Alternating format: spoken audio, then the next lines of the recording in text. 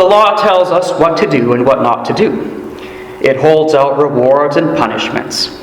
The Small Catechism quotes this appendix to the first commandment and sets them at the close of all 10, where God declares, "I, the Lord your God, am a jealous God, punishing the children for the sins of the fathers to the third and fourth generation of those who hate me, and showing love to 1,000 generations of those who love me and keep my commandments."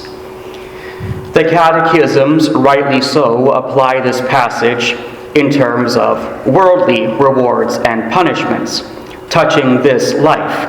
Obey the law.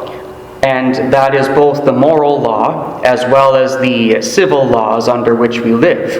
Civil laws that are just, or at the very least, conscionable.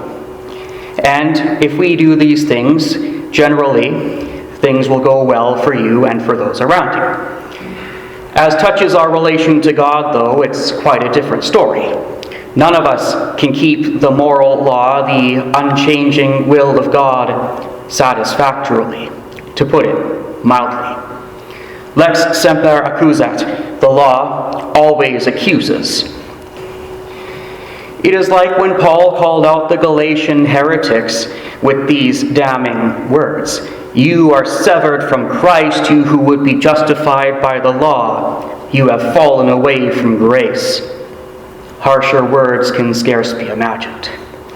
Though a good majority of people, in fact, in our world as well as in the visible church, well, they refuse to take this hard medicine.